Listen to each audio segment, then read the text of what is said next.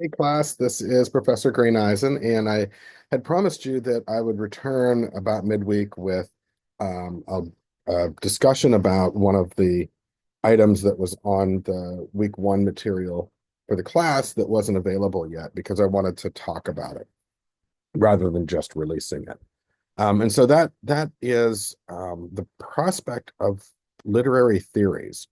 So when I teach this course, I tend to develop a theme, and the theme of this is going to be adaptation. As I mentioned in the last video, the welcome introductory video, this was really hinged upon a course that I offered in the fall called Swift Lit Taylor's Version, which takes a look at the way that a really contemporary artist who took on the sort of largest single individual performer concert in history predicates work on very traditional works of literature. And so we can study those works of literature in two different directions.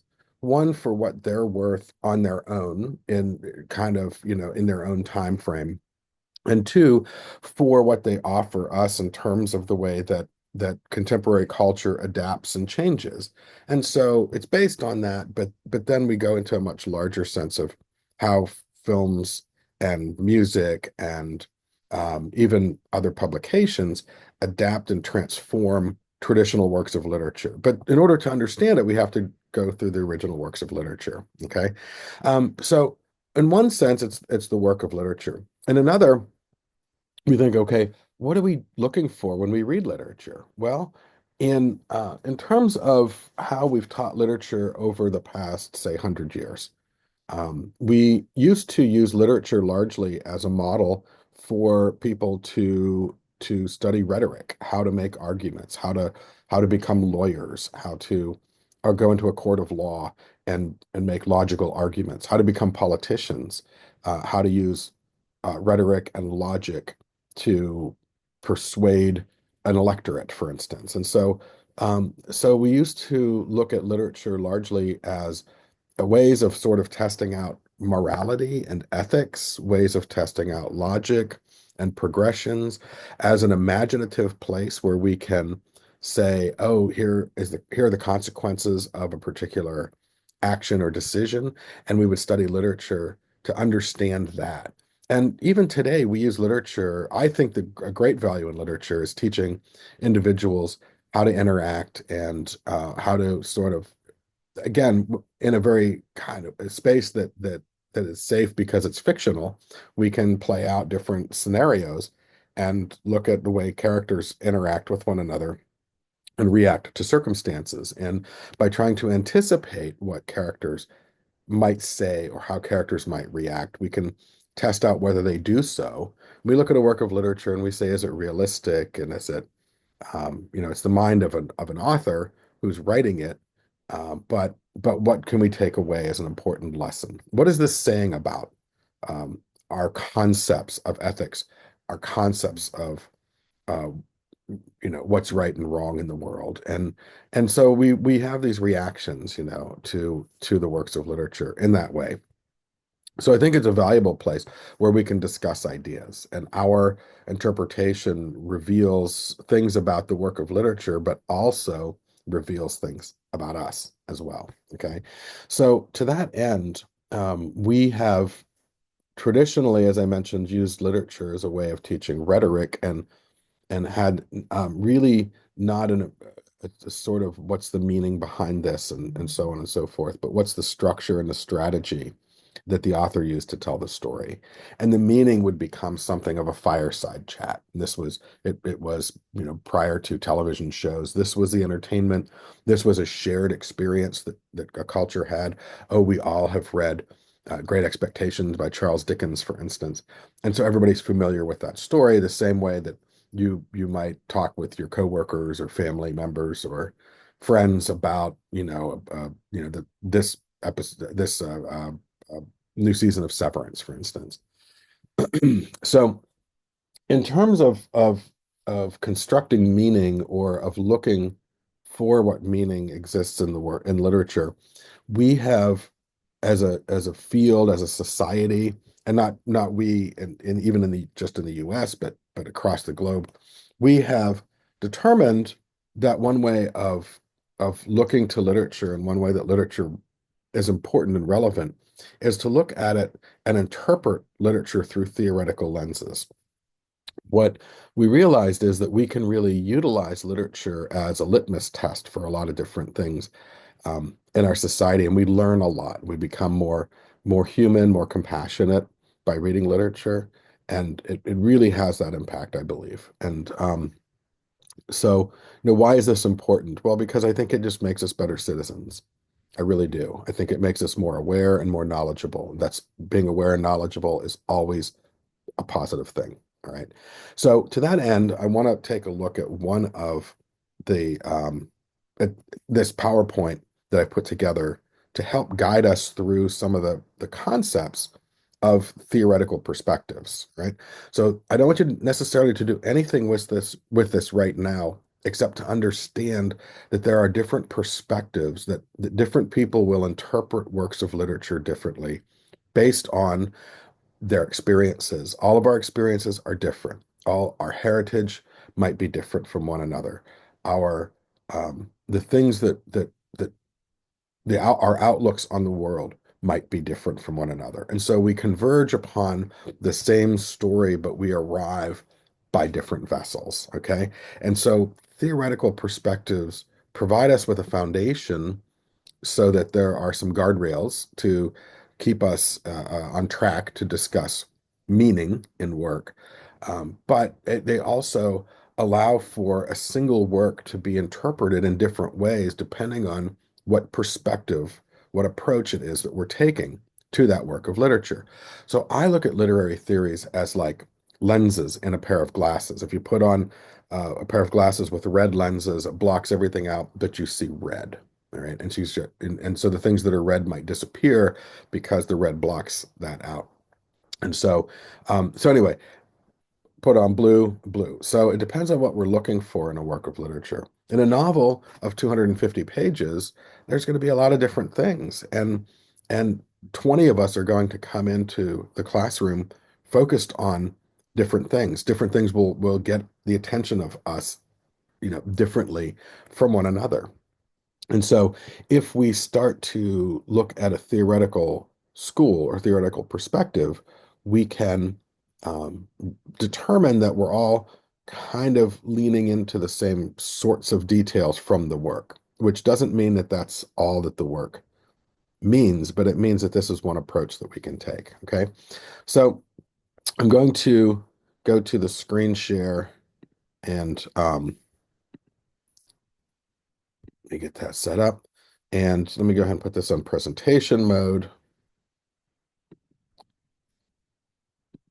Take the closed captioning off for the subtitles. I believe this will be captioned through probably YouTube. Anyway, so this is my slideshow presentation on critical theories of literature. These are new lenses to see and experience literature. The big question is, what is literature? And so some types of literature or some types of interpretations will look to say, well, we want to figure out what the author means. Other types of interpretations don't care. In fact, say the author doesn't even know what the author means. The author wrote the piece and the author is in control of the story, but once the story is written, it belongs to us. And so sometimes it's almost like if you've ever sort of accidentally made a rhyme and you say, oh, I'm a poet and didn't know it. Um, Sometimes we have happy accidents like that. And so sometimes there's meaning embedded in the work that kind of comes from an unconscious place. And we didn't even realize that we were doing that. And so readers have the opportunity to make that case. All right. And so, what are the influences on how we read a text? Um, how do we make connections to others in distant lands and times through works of literature? How do you read something that's 2,000 years old, written in a culture that you've never experienced before, but yet this speaks to us and makes connections? We say, oh, you have the need to survive. You have an instinct to thrive and be happy. You have an instinct for, or you have a need or desire to be loved, and you have a need and desire to have a fulfilling career or to do work that fulfills you, or whatever it is. We connect with distant societies, distant in place, but also distant in time. And that, to me, that's kind of the amazing thing about literature, is that we read a story that's 2,000 years old from from far across the world, and we can connect to it, so simply. So theories, literary theories, critical theories, I use those terms interchangeably, are attempts to answer some of these questions and to give us the foundation and the groundwork to be able to go through that. The basic idea is that the point of criticism is to argue a point of view on literature. And by critical, we don't mean criticize like to make fun of or to nitpick. But it kind of seems like it maybe sometimes, but really that's not what it's about. Critical is to analyze closely to determine how something works, to provide that analysis. So you analyze a text, and the nice thing about critical theory or literary theory is that in order to assert some kind of a meaning, in order to make a statement about what we think a text means, we have to provide evidence from the text and from other experts. So some theorists have done a lot of groundwork on why or how a particular theory works. And you need to find that within the text. If you can't, then it's an unsupported and unsubstantiated assertion. Okay. So it's important to go beyond simple plot development and go into abstract, higher level thinking. So one thing that this gives us real good practice in, and again, a skill that I think is really valuable, is that we can't just sort of provide an easy summary of the story. Like the story is about, whatever. We say stories about, a couple who falls in love and gets married. Well, sure, but how is the story presented? What are the challenges and the conflicts, and how are those conflicts presented? And what does that mean? What does that say to us? Okay. So the basic idea is that we get an in-depth examination of some aspect. And you might examine something like character development, conflict, narrative point of view. All right. There's a vocabulary list of fiction terms or of story terms that we use in literature. Go to that, review that, and know some of those terms like Freytag pyramid, conflict, rising action, resolution, point of view, first person, third person, omniscient, so on and so forth. But literary theories, critical theories, inform us of certain ways to approach these big ideas in the novel. So there are many different approaches we can take. This is a framework, as I mentioned. We don't have to identify a theory that we're using. So if you respond using, and you'll see this in a second, if you respond using psychoanalytic theory, you don't have to say my psychoanalytic approach to the novel is blah, blah, blah. You can instead just make claims. And the point of the theory is that the theory standing by itself isn't and shouldn't be enough evidence, but the tenets of that theory should be logical and make sense and be valid and legitimate. And you can use those then to start making assertions about meaning. Okay.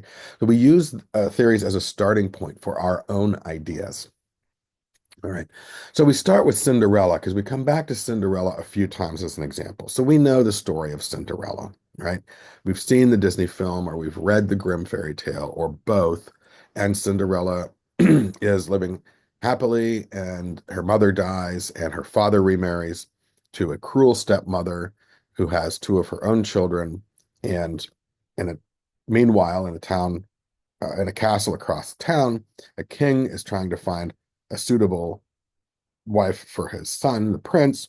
And so they have a ball, and they're all invited, except Cinderella doesn't have a dress because she's poor and she has to do the chores and wait on the wicked stepsisters and the stepmother. And so she doesn't have time to do this. And so there's a little bit of magic with the mice and the birds, who then help her to make a dress. And she goes to the ball and dances away, but the magic wears off at midnight. So at midnight, she's streaming out of there, drops her shoe, and as she leaves, the prince goes after her, but finds the shoe, and then proceeds to try the shoe on every young maiden in the village until it fits perfectly on Cinderella, and they meet and they live happily ever after. Okay, so that's the story. You all know that one, right? Here's what it looks like if you have the special edition of Walt Disney's Cinderella. Okay, so in a biographical approach would view literature as the reflection of an author's life and times. It is necessary to know about the author as well as the political, economic, and sociological conditions of that individual's upbringing. So in this, we can't really do this with Cinderella because we don't know the author. The author, it was a story handed down verbally, generation after generation. The Grimm brothers were linguists who traveled around the countryside. They were doing a linguistics project and they were trying to figure out speech patterns. And they said, the best way to do that is we'll knock on doors and have people tell us stories. So they wrote down the stories as people told them. That's the history. So we don't really know about the historical and political and economic and social conditions of the time for that.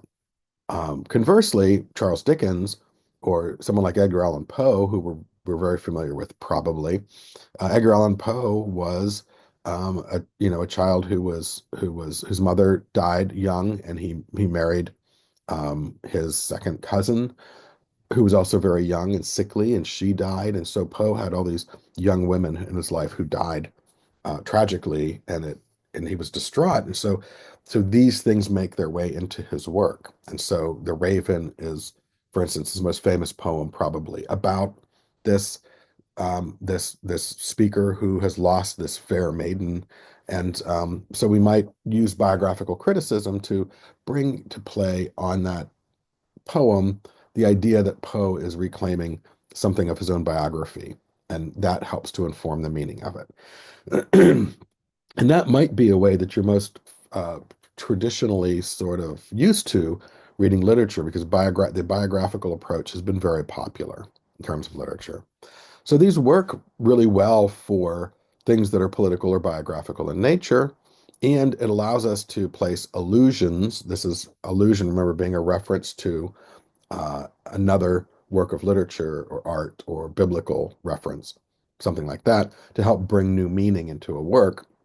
So, for instance, if I use a particular allusion to pose the raven in my poem or in my story, then I can bring in all the stuff that we determine that the raven means and dump that into to add additional context to mine. Now, the disadvantages are one of the things is called the intentional fallacy. The intentional fallacy is an interesting concept in literature and any, even beyond literature, that says essentially that it is a fallacy or it is improper to try to think that we can reclaim what any particular author's intention was. All we have are the words on the page, and the author is dead or dead to us. Even if it's a living author, the author is not typically in the room with us. And even if the author is in the room with us, and we ask, why did you write that? The author might give one answer, but not know the unconscious reasons why he or she wrote that. Okay. So the intentional fallacy is a pretty interesting concept in literature that I think is important to note, that reclaiming the author's original intent is arguably not even possible. But even if you believe that it's possible, we argue that it's largely irrelevant. Right? And it tends to reduce art to the level of biography and makes it relative to the times rather than universal. And say, well, okay, so it was important to read about this that happened to Edgar Allan Poe in 1850, but why would I read that in 2025? Okay, so the advantages, disadvantages. Okay. So in whatever we're reading at the moment, as you ask yourself whatever you're reading, like what are some of the historical or biographical elements that might be important? All right. So another form of literary criticism or theory is formalism or new criticism. This is housed within a larger called a theoretical structure called structuralism. This involves close reading of the text, and this is based on the language, specifically the types of language, and that the interpretation of a work is found within the work. The biography, the historical stuff, The fact that this was written during World War II doesn't matter in terms of the meaning as a structuralist reading.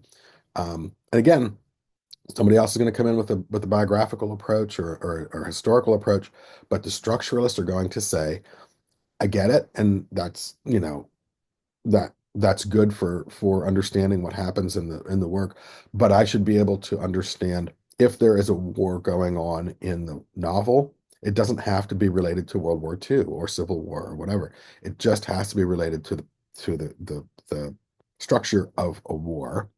And I'm looking for the types of language that the novel uses. So I focus on things like irony, where there's opposition, where people say the opposite of what they mean. We have to figure out how to do that in words. Paradox, imagery, metaphor. So I look at all the ways that the work has meaning based solely on its use of language and how it uses language in very specific ways. Again, go to that list from, in week one, go to that list of terminology. These are literary terms that we want to understand. Remember back to your ENC 1102 and the types of things that you studied in terms of exploring meaning within a work. Okay.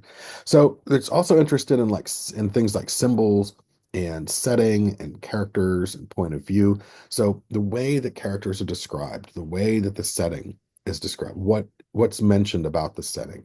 In any particular room, you have hundreds upon hundreds of details to talk about. How many floor tiles are on the floor, the coloring and the texture of the floor tiles, and the ceiling tiles or the type of the ceiling, or the number of wall switches and the number of windows, or if there's mirrors or doors and doorknobs and shelves and tables and chairs and desks. So there's all kinds.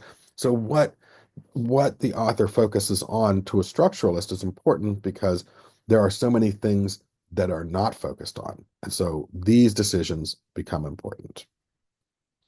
Okay.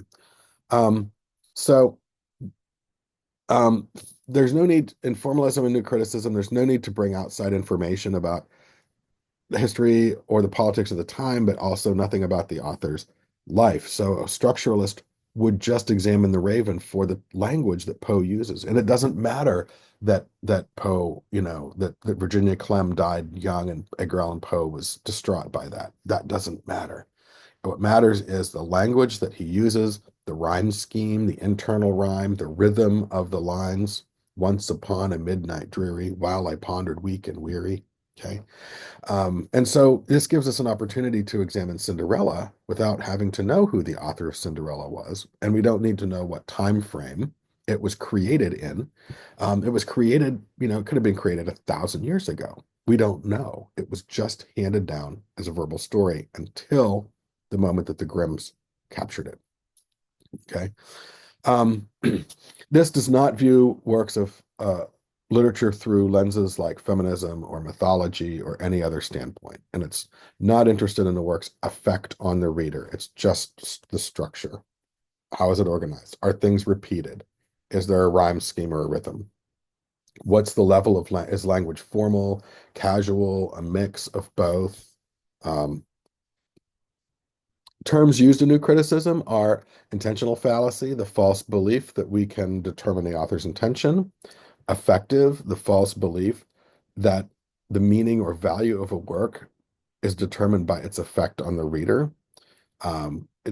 We new critics use external forms, rhyme scheme, meter, rhythm, stanza, form. So in poetics, for instance, in story, they talk about the structure of the novel being Freytag's pyramid of a conflict which sets in action rising motion or rising action, sets rising action in motion, building to a climax and uh, resolution or falling action and a denouement, and how that's achieved and how that's so. This formalism new criticism can be performed without much research, or I mean, in some cases, maybe no research at all, because you're not using any information outside the text. I would caution you to look up some new critics or formalist criticism and see how they do what they do. See what the critics have said, and then you can follow that and say, oh, this critic made a mention that, the use of past tense verbs has this particular effect. And maybe you cite that critic and then you can use that to go forward. Okay. But it emphasizes too the value of literature apart from a specific context. And virtually all critical approaches utilize some sense of the formalist new critical approach. Virtually all other types of criticism do hearken to the use of language and how language is used specifically. Right. The disadvantages of being strictly new critical is that you isolate the text, and sometimes we like to see meaning in a context and say there's a larger context for it. It ignores context which we might find to be important, and it does not or cannot account for allusions. So as you make a reference to, say, you make a biblical reference of in your story, there's a great flood that causes a rebirth. Well, you don't have the ability to make a reference to the allusion because if you're strictly new critical, it doesn't exist. It doesn't matter. There's no context. You just have to talk about the structure of the words that we use to describe the flood, the structure of where that flood appears in relation to other details within the story. Okay. So, for instance, in Cinderella, we would look for symbolic or other types of symbols, like for things like the animals that are chosen. We would look at things like the speech patterns and compare the way Cinderella talks with the way the stepmother or the stepsisters talk. Is there, one seems more academic, one seems more guttural. Is there does one character speak more than the other, for instance? Are there internal inconsistencies or ironies? Okay. Again, so think about how these questions might be asked about any work that we're reading. So and we'll take like Gatsby is going to be the first novel that we read. So we could look at Gatsby and remove Gatsby from the context of the Great Depression and of the Great Wall Street crash where the wealthy people lost all of their value and worth, which is largely what it's about. They gained wealth and became decadent, and their decadence destroyed them, etc. Right? Now, another theory. This is one of the first theories that really hit um, literature, and that is at a time when psychoanalysis was gaining understanding and strength in the community, that some of our anxieties come from repressed memories or repressed experiences, that talking about things helps us to overcome this anxiety. And largely it was predicated on getting to these unconscious things in our lives. And so for psychoanalytic theory, for instance, works through that lens of psychology. And again, this was very new around the 1930s or so when it was sort of gaining momentum. And it looks at the motivations of characters, or it might try to look at the motivation of authors. Now, again, this seems counter to intentional fallacy, which says we can't know the author's intention, but we don't really take a psychoanalytic theorist approach and say this is what the author meant. We say this is one of the possibilities of what what motivated the author. So we might say Edgar Allan Poe was maybe not even aware of the fact that he was putting all these details about the death of young women in his work, or that it repeated. Um, so we don't say that was his intent. That would be intentional fallacy. But we say that there's evidence that links these things in his stories to these things in his life. Okay, I hope that makes sense. Most frequently applies Freudian psychology to works, but other approaches like Jungian psychology, which is more language based, also apply. But this is just an overview. So, in a Freudian approach, we know three things about an individual's psyche: the id, the ego, and the superego. Those of you who had psychology, this might sound familiar. So the id is instinctual and pleasure seeking. Um, this is just going forward with no consequence or consideration of consequences except for what someone wants, right? I want that whole pizza and I want it to be mine. The ego is the part of the mind that controls but does not repress the id's impulses, releasing them in a healthy way. And the superego represses the impulses. So my id in saying, "Oh my gosh, I love pepperoni pizza. I'm going to eat the whole pizza." The superego tries to repress it entirely, tries to squelch it, and the ego balances out and says, "Well, you know, probably two slices would be good. And and so that way I prevent myself from just, uh, feeding, literally feeding the id with doing whatever I want, or not, or denying myself entirely by the superego. So Freud saw these balances. So where in a story do we see characters trying to balance out what they want with what they know they ought to do, for instance?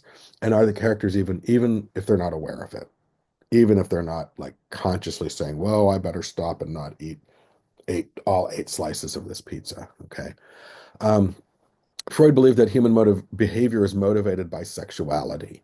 And this is kind of, rooted in that idea that humans are animals and animals have an instinct to reproduce. Only humans have a sort of higher level of consciousness, of forethought and contemplation about things.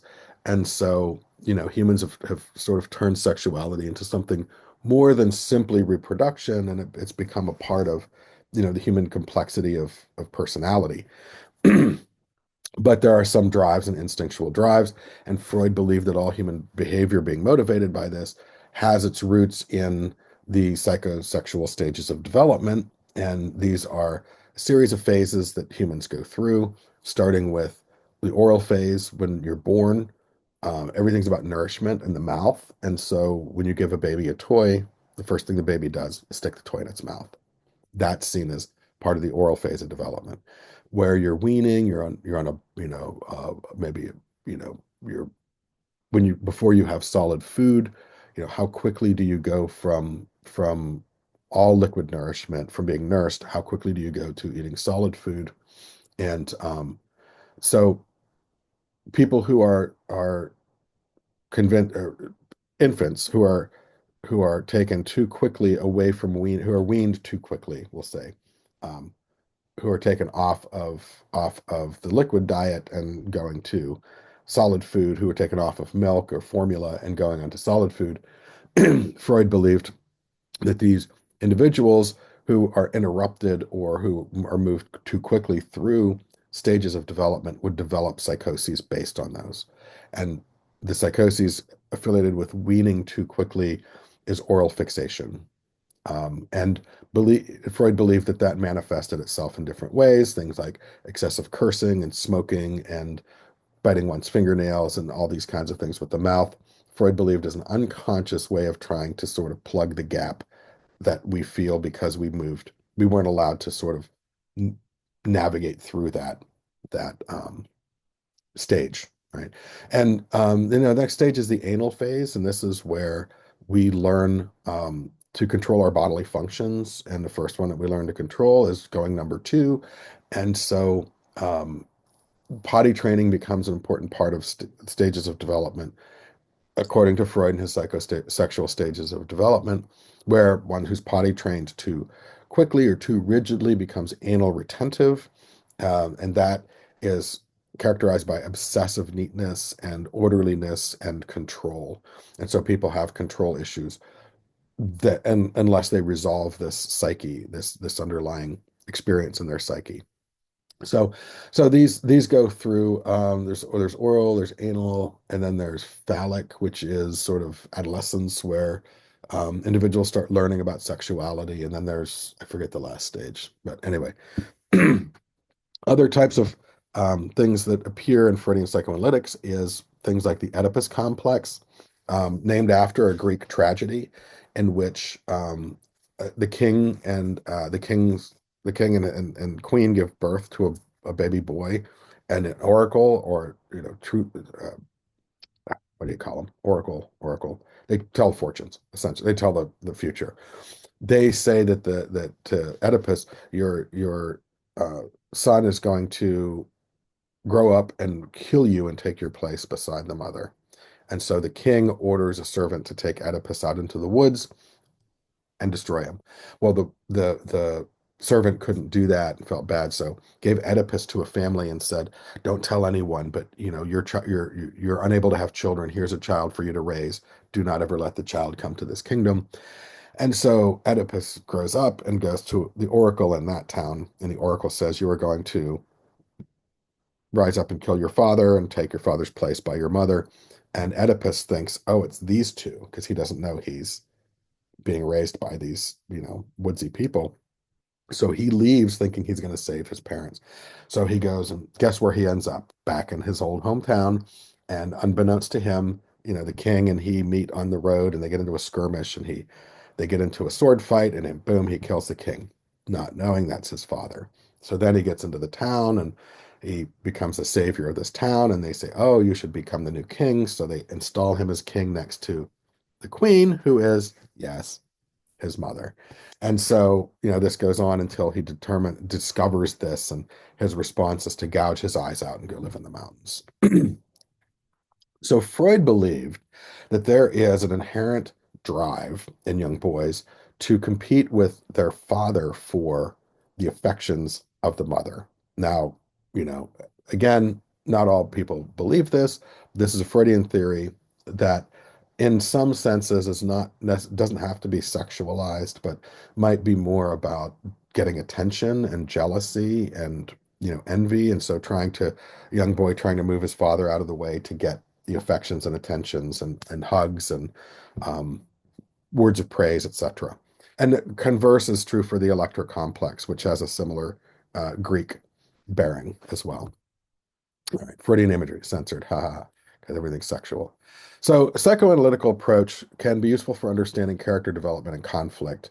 I find a great value in having the ability to kind of test out different psychological theories to see how people interact and in certain situations and with certain other characters.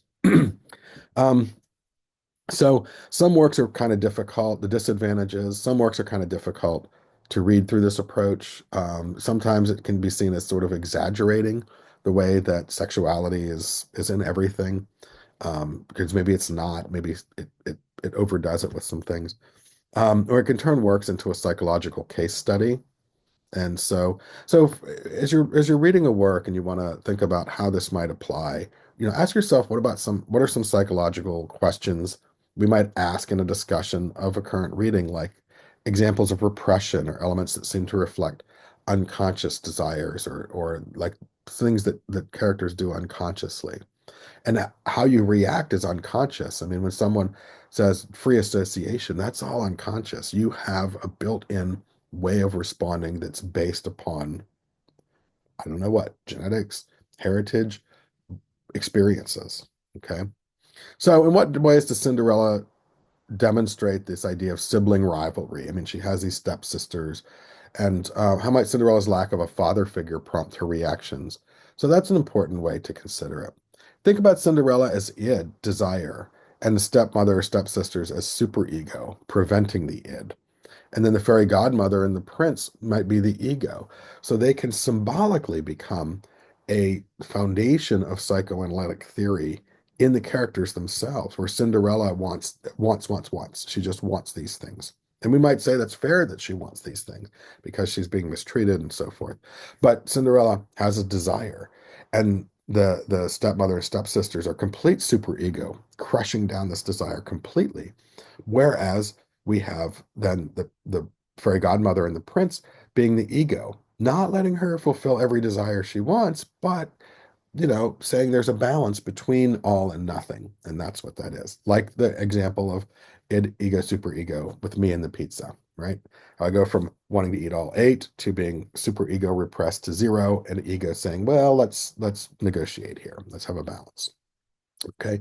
There is a theory called Marxist literary theory. And this theory is not about trying to convince you to become a Marxist or to change political or ideological states like that. It comes from the writings of Karl Marx, who was a sociologist, and he believed in that there was a struggle that took place between different classes of people, that people were born or socialized into social classes, that there were the oppressed and the oppressors, and there were haves and have-nots in society. He believed that a lot of societal response is based on economic positioning. People who are impoverished and who work, um, don't have leisure time. Therefore, their responses and reactions are different. They see the world a little bit differently. Um, and he thought that materialism was the ultimate driving force in history. Okay. um, so, in Marx's idea, feudalism exploits workers, and workers who become exploited, there's a certain tipping point to which exploited workers will then revolt. And that has sort of historically held to be true, that, there's a certain degree that after so much exploitation, or after workers are not able to see advancement as a reality, then they get more inclined to revolt against the work, those who they feel are keeping them, in that situation. So this leads to bourgeois capitalism, and in bourgeois capitalism, the privileged rely on the working class, and so there's a term that Marx uses, the bourgeoisie, which are the privileged. These are the owners, these are the managers, and the proletariat. These are the working workers, and these are the people the grunts who work at the jobs. Now, within management, I know that there's different levels of management and so forth. So again, this would be seen as the sort of wealthy managers who are not really connected to the means of production, like they're not working on the assembly line. All right. So the successful working class, according to Marx, will then establish a communal society. All right. And so we could get into political debates, which I don't want to, because this really is not a political motivation. It's saying that Marx believes that there is a class distinction among people within a society, and this influences their um, their motivations, their responses, their interactions. And throughout history, we've had philanthropic bourgeoisie.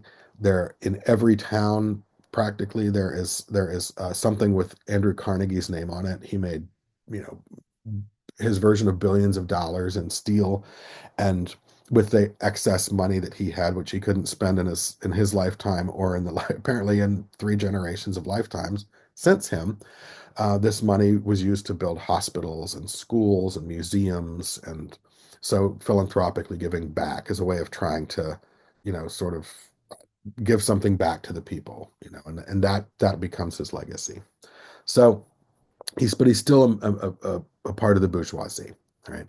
In the ideal of labor, the means of production, and the profits are shared by everyone. So once we have this revolt, ideally we establish a communal society where we all share equally in it. And of course, as a political system, this doesn't last, because it's a utopia which isn't really possible. Why? Because we're humans and we're fallible and flawed, and because at least a couple of people are going to kind of not follow through, and then the system falls apart. But Marx saw this as cyclical.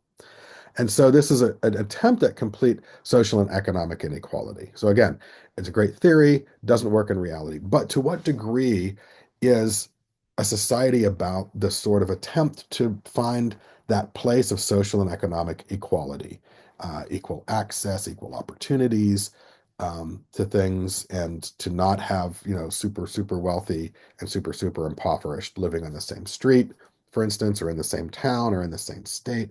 And so, to what degree can we look at the characters in a work, or the circumstances in a work, and assign motivations and meanings to the idea that they occupy different social classes in a work? So it boils down to power. And so much like psychoanalysis, psychoanalytic theory deals a lot with power as well. And, power is exercised. And in Marxist theory, we look at the nation of power structures within a novel. Who has power? Who lacks power? Who is exploited by whom and why? How does power remain constant, or does it shift? What makes certain characters powerful or powerless? These are all questions that a Marxist asks, and again, they're as related to the sort of economic point. So Marxist prose also examines commodities, like things like money, but can examine social position or knowledge. or even a particular person who just sort of seems to hold power. Marxist criticism can examine what commodities bring power and why within a work of literature. So, in a simple story like The Sneetches by um, oh, I just went blank. The guy that wrote The Grinch, Dr. Seuss. Dr. Seuss, thank you. So in a work like The Grinch, we have the story about I'm sorry, the Sneetches, the star-bellied Sneetches. They identify themselves with stars, and you have to be part of the in club, and that's really a Marxist way of trying to separate different classes of people, those with stars and those with no stars, stars upon thars and no stars upon thars. All right, so we can do a Marxist approach to something simple like Dr. Seuss, even, you know. Or Cinderella. So we have Cinderella as representative of the proletariat. Her stepmother and stepsisters obviously are the bourgeoisie who oppress her. They make her do all the work in the house, sweep the chimney, sweep the floors, mend the clothes, and wash and iron and everything else. They have stolen her inheritance and turned her into a servant in her own home, and she desires to join the ranks of the bourgeoisie by marrying the prince. So one criticism of Marxists is that too much of the proletariat, working class, wish to rise into the bourgeoisie, and then they establish themselves in that way, right? Who is in power? What commodities does that character possess? How does the power shift or remain static? And what kind of questions might we ask about our own novel that deal with these power relationships and how we see individual characters occupying various positions, economic positions? Feminist literary theory follows along very closely with the rise in feminism in society, and it's not about putting women above or over top. It's about examining power structures that can be seen as related to gender. All right. So this is concerned it concerns itself with the work of female characters within works. So we might examine a work by women authors, for instance, or we might examine a work in terms of the female characters that it contains. Um, we might read it differently if we're looking at, the way that female authors are presenting male and female characters, or female authors are presenting male and female characters, and determining, what exactly we mean by gender. And I know this is a politically loaded term in today's society, but I really want to sort of get away from that and not have hostility and things like that, but rather, looking at how we determine like what seems to be masculine, what seems to be feminine in society, and why. What is that about? How do we arrive at this? There's a riddle to demonstrate this point. A father and his son are in a car accident. The father dies at the scene, and the son is rushed to the hospital. At the hospital, the surgeon looks down. Now remember, the father and son are in the car, and the father is killed. When the boy gets to the hospital, the surgeon says, I can't operate on this boy. He's my son. This is a riddle.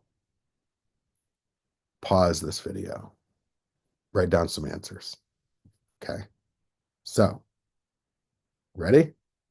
The answer is surgeon is the child's mother.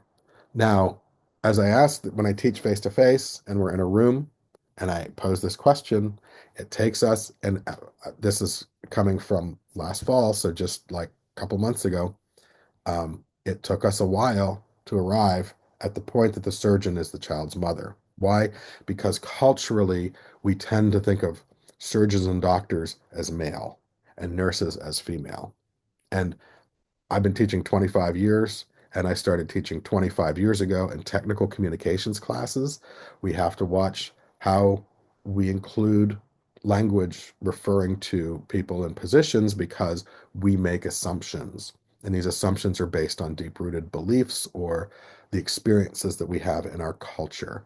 And in this culture, the fact that if you didn't immediately say that the surgeon is a child's mother, what does that say about our assumptions? Even if it took you 5 seconds to say that, why wouldn't that immediately be, well, the child, we're assuming the child would have two parents and a father and a mother, and if it's not the child's father, it must be the child's mother. Okay. Um, so when we say things like man and woman, male and female, right? There's a complicated set of relationships, and we're not going to resolve it in this class. And I don't mean to at all.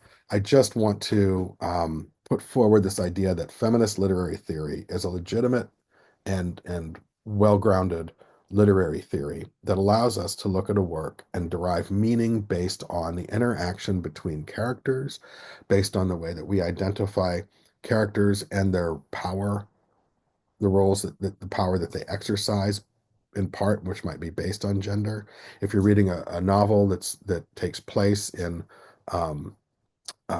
in a land that's dominated by a society of women, they hold the power, and then you can look at the male characters and start to determine how much is based in assumptions of gender roles in that novel. Okay, so you can turn it over and say, well, what if it's kind of the reverse of what our experience is, which is, largely a male dominated society. So in the stages of female identity, there's a discussion about, moving from feminine, the female accepts the definitions and roles of male authorities have created for her, and feminist, which rebels against the masculine authority and challenges these definitions and roles. Who says that a surgeon or a doctor is first and foremost in our minds male, and a nurse is first and foremost female? My students who are in the nursing program who are male take exception to that, and my students who are female who are going on to become doctors, again, when we look at different positions, we assign or we think about them in gendered terms. That's what this is saying. All right. So female is no longer concerned for the sake of gender equality, but is looking for creating its own voice and values and defining. Okay. So in A Mad Woman in the Attic, and we're going to get to Jane Eyre, this term, critics Gilbert and Gubar identify a pattern of treatment in female characters of literature, even in literature written by women. So they're saying that this concept of male and female is embedded in everyone. It's a cultural thing. And so they take the plot of Jane Eyre and they examine a character named Bertha, who is seen as kind of a throwaway character, but she's I won't say too much because you might want to read Jane Eyre without having the spoiler. But anyway, Gilbert and Gubar, we can talk about it more then, but they go through and they illustrate how um, this female character is created out of a sort of assumption, a set of assumptions that feminist criticism can look to. There's a thing interesting called a Bechdel test, which is looking at a work of fiction, literature, drama, or film, and watch a film, watch an episode of a television show, read a book, but it tests whether at least two women talk to each other about something other than a man. So in the interaction of two women on screen, in their conversation, are they talking about career? Are they talking about something related to their husband or wanting a husband or a guy or something or other? So the requirement that the two women must be named is sometimes added because traditionally more female characters are unnamed characters on programs. They're given like woman number one, woman number two. And so, that's something to think about. What does it mean? I don't know, but something to think about. So one of the things that Cinderella points that gives us sort of a foundation for in terms of feminist readings is this idea of the abused girl who's waiting to be rescued by a prince, that she's unable to rescue herself, or that there's no other female characters who are strong enough to rescue her, but that the prince and the prince alone can pull her out of this impoverishment. This is a trope that we see in many works. And some people might say, well, that's just coincidental. And maybe it would be coincidental if it weren't seen over and over and over and over.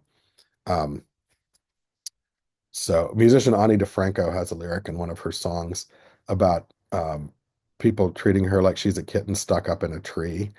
And one of the lines says, "Don't you realize that every kitten would figure out how to get down on their own?" Something like that. Okay. Can Cinderella save herself? Does she need a male figure to come and save her, to rescue her? Can't women exist independent of man? Okay. And that's a question.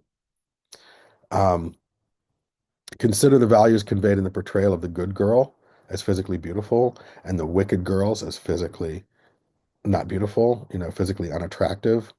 And so physical appearance, which is, layered more prominently upon women in society and media and literature and literary portrayals and movies and television, um, and so forth. Look at how the good girls are designed really to be more physically attractive, or that's the gearing of them. With awareness comes a little bit of a change in that. So we're getting a little bit more away from that, where the wicked and evil characters are sometimes now being imbued with more sort of traditionally thought of physical beauty. But we're examining the roles and the portrayals, and one of the questions to ask is: Are women valuable to men or society to be other than wives and mothers? How many roles are predicated on the fact that the female characters are seen in their value as wives and mothers versus their utility in society versus, oh, you're an attorney and you fight for the downtrodden, or you have these ambitions and goals. Okay. Again, whatever novel you're asking, what are some gender-based questions we might ask in our discussion? All right. New historical literary theory. It's a different one. So, new historicist critics view literature as part of history and as an expression of the forces of history. So, it's new critical and new historical are similar, but somewhat different. So, we're going to talk about this. New historicism compares literary analysis to this dynamic circle of events and documents and happenings that are contemporary to it, that happen at the same time that it's being written. So, and again, so then we go to the Grimm fairy tales and say, well, new historicism is really difficult because we don't know when it was written. It was passed down through verbal stories, right? But the work tells us something about the surrounding ideology. So if it's written during the time of slavery, for instance, then a new historicist focuses on bringing in relevant documents and artifacts. It might have like a manifest from a slave auction, for instance, or manifest from a slave ship, or a sketch, or it might recover a diary entry that someone wrote at that time period. Or rights of women, for instance, or something about prohibition. It might write about, the minutes of a meeting that someone held about prohibition, talking about making alcohol sale and consumption illegal. Okay. So the work tells us something about that surrounding ideology, and the study of that tells us something about the work. All right. So it takes two forms. One is analysis of the work in the context in which it was created, and the other is in the context in which it was critically evaluated. So that means that, for instance, in one sense, as it was being written, this is what the beliefs of society were. And so this author is one representative of the culture that brings forward all the details that are within the story. And the other is, this is when it was written, but it didn't receive critical acclaim until 20, 30 years later. And so what was going on then? And one of the reasons that is important is that when a work becomes popular, that means it's speaking to an audience of readers. And when a lot of readers unanimously agree that this is an important work, then I think it's something we ought to look at. What is it about the novel, for instance, that speaks to someone in the 1960s reading about prohibition from 35, 40 years beforehand, right? And so um, new historics might recover the era of the 1920s and 30s about prohibition, or the era of the 1950s and when this work got critical acclaim. I hope that makes sense. So new historicists believe that Literature does not exist outside of time and place and can't be interpreted without reference to that era. Right. So contrast that with like psychoanalytic criticism, which says it doesn't matter when it was written. We are examining Poe the same now. It doesn't matter the world that Poe lived in. Right. New historics believe that readers are influenced by their culture, so no objective reading is possible, and critics should consider how their own culture and affects interpretation of historical works. Right. So why the new? Um, Traditional history is subjective. It's told from the point of view of the powerful. There's an old saying that says history is written by the winners, and it's very true. Um, to think about this in one sense, well, let me continue. Losers do not have the means to write their stories, and there typically is not an audience that wants to hear it because they weren't successful. So most cultures, once dominated by another, will forget their own past. Why? Because you just remove it. If you want to know, like, we look at sort of even holiday traditions. We try to recover and reclaim how holiday traditions come about. And we only know by reading things. Well, if we can destroy all of the records of what the tradition was, where the tradition began, then anyone who doesn't already know it will begin to forget it. And eventually it will just disappear. So the idea of history being written by the winners is a really important one. And so in the culture that defeats that the weaker culture has every reason to try to do that because that helps it maintain its sovereignty, right? So if we look at one example that comes from the US and look at things like the institution of slavery, um, new historics try to recover these narratives that occur at the time that slavery exists. And so, excuse me. So we take a work written in 1850, for instance, before emancipation, and we find someone like Mark Twain, Samuel Clemens writing Huck Finn and trying to determine whether this young boy, Huckleberry Finn, can help a runaway slave, escape to freedom, a slave who he knows is beaten, who he knows is mistreated, who he knows is starved, who he knows has had his family sold away from him, and Huck Finn is this little kid. And he believes that because the law is it's illegal to help a slave escape to freedom, but we ask ourselves morally, what happens if you break a law that you find to be immoral? And that becomes a really complicated question. So one line in Huck Finn has Huck himself thinking that he's going to go to hell if he helps Jim escape. And he thinks, I could tell someone they're on the raft, they're going down the Ohio River looking for freedom. And Huck thinks we could pull the raft off to the side and I could tell somebody, hey, I have an escaped slave here. And they would get Jim and they would send him back, probably horribly abused. At that point, Huck would probably reap a reward from it. Um, but Huck's decision is I will go to hell. If my soul is going to be damned to hell, I will do that. So that shows that this moral lesson. New historics would take slave narratives or documents related to that time frame and would try to read meaning into the work and show that. Try to recover that initial original point of view. All right. And Cinderella, for instance, then we can ask about the society of the story, the violence and the vengeance in the Grimm version. In the Grimm's version, that's the birds peck the stepsister's eyes out. And when the prince comes trying to try the shoes on because the stepsisters have bigger feet, they're cutting their toes off with knives to try to fit into the glass slipper.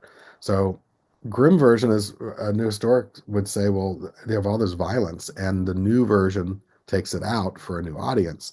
So what can we infer about the society of the story? What can we infer about property and inheritance laws? And how can we infer uh, that the society's view of royalty and monarchy power takes place? All right. So how would a novel or poems, like one of the application questions as you apply it, is how might the novel's message be different if it had been created in a different time frame and under a different paradigm? How would we rewrite Huck Finn today, for example?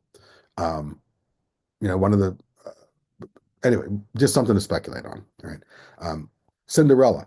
And we recast. And so as this class is based on adaptations, like we see a recasting of Cinderella where maybe someone isn't literally kind of overtaken by a wicked stepmother and forced into servitude, but we say, well, someone is just in a kind of job that feels lowly to them and that doesn't feel rewarding, that doesn't offer any hope, and that makes them feel like Cinderella. Okay, so we can recontextualize based on new historical stuff. Okay, there's mythic theories. These are based on symbols, images, and archetypes and patterns, and that the archetypes are the source of a lot of power. And these are based on Carl Jung, Jungian psychology as part of psychoanalytic, but also goes into this sort of mythical archetype. And we look toward collective unconsciousness. That is, we all have an individual unconsciousness. That is part of psychoanalytic criticism. Whereas a collective unconscious is where all of the unconsciouses kind of blend. According to Carl Jung, we all have very similar we share in an unconscious, which is why he believes, for instance, that every every major religion in the world involves a great flood that destroys in order for resurrection to happen, in order for purification. We have the story of Noah's Ark, flood the earth, water purifies, and then you repopulate the earth because you've taken two of each animal and preserved them to repopulate the earth. Every religion has that. So Carl Jung says, how do all these people in all these different places come up with the same idea, the same foundation? They observed it, or or they dreamt of it in the same way, whatever your belief is, right? So here's a list of archetypes. So you can go through that on your own. I don't feel like I need to really go through these, but these are all kind of archetypes that appear within works of literature. So the advantage of archetypal theoretical criticism is that works, it's good for works that are highly symbolic and it creates a universalistic approach. And sometimes that can make it easier to talk about things. The disadvantages is that the literature might become a vehicle for it and not really say anything new, but just kind of re-deliver on the same old tropes and archetypes without really seeking to move it forward, without seeking to move the story in a good direction. Or it could easily just become a list of symbols without a lot of analysis, and you just start throwing the names of symbols out there and say, "Oh, this is symbolic and that's symbolic." But if you don't yoke them together into a narrative, um, what do we have? So reader response is, I think this is the last one. This goes through it puts the reader in a position of importance in the work as well. And so it denies that works are universal um, because they don't mean because we're all individuals. So it gives a lot of credit to the individual coming to the work of literature to say, I'm from the North, and if you're from the South, maybe you read things differently because your culture is you grew up in a different culture. Your food was different. The music might be different. The structure of your day might have been different, or if you come from the West or the Midwest, or if you come from Europe instead of North America, for instance. So all these things, if you're raised in different religious beliefs or in a household with different political leanings, or whatever, what all makes us individual, unique, and different. And so we can encompass some of the other things like psychoanalytic criticism. And this also, reader response also recognizes that people's interpretations can change over time. So when you read Huck Finn now and you read Huck Finn 10 years from now, I guarantee it will be a different novel. It will not be the same novel. All right. The disadvantages is it can be too subjective, but we do need a foundation of proof of evidence. Okay.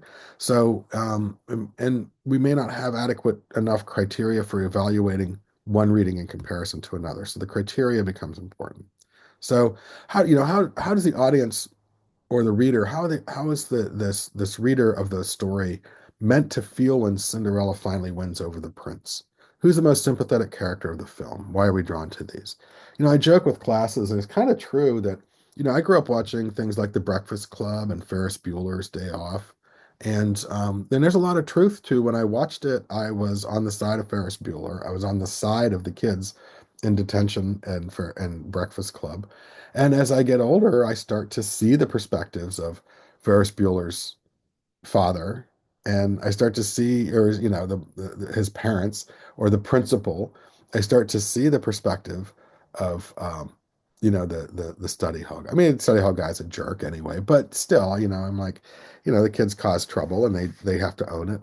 And so I don't I start to read things differently as I have new experiences and as I grow and as I change and as I evolve and I come back to the story and it's a different story. And that's a wonderful thing. This is really why I love literature. This is why I got into it. Okay. So in the recap, there's all kinds of criticism. We didn't talk about all of them. I sort of picked a couple out. There's others as well. The one that we're into the most these days in the world of literature is eco-critical. And eco-critical is a theory that's based on how the environment interacts with story.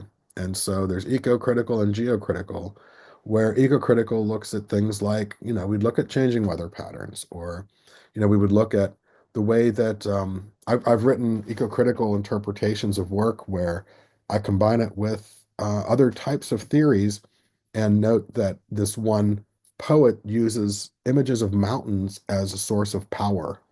And so it's kind of archetypal, it's a little bit psychoanalytic, and it's a little eco-critical. And that gives me a unique perspective. And so a reading, a way of interpreting to say, is there evidence of it? Well, here's mountains. Here's what happens when the mountain's mentioned. Here's what happens when the characters go to the mountain, etc. And so I start to look at patterns, and patterns are where meaning takes place. Okay. So select a theory and think about, something like, and we're not going to do this, but this is just an example. And if we were in the classroom, maybe I would do this more. But imagine, writing a statement about The Lion King from the perspective of a formalist or new critic, or a psychoanalytical, psychological archetypes, Freud, feminist or gender. Who are the female characters? What's their role? What's their authority? Do they have power? Marxist. I mean, the hyenas, my gosh, the hyenas are, you know, in terms of social class, outcasts, and so well, we sympathize with them. They're horrible characters, but at the same time, look at the way they're viewed. And so maybe they earned that a little bit, but who knows? But they are predators, so I guess if you get too close to them, they'll kill you and eat you. So that's not a good thing either. Anyway, so I hope you have enjoyed this, and I would welcome any questions or any comments, any responses. I just wanted to go through that. Next week, we're going to be getting into Gatsby, and we'll be talking about some of the theoretical perspectives. I'll be kind of directive with it about what I think we might look at with a question. Um, and again, a course in adaptation, I'm going to put some links to where Swift lyrics intersect with Gatsby. And this is just going to be supplemental. Again, you don't have to you don't have to listen to any particular artist or musician to be in this class. You have to read the literature, right? And that's what it's based on. But if I can bring that in for people who might be interested, I think that can be exciting as well. So anyway, that is all I have for you, and I hope you've enjoyed this. And if you have any questions, please let me know. And I look forward to reading some of your responses for the first week to let us know what your experiences are and to get into Gatsby next week.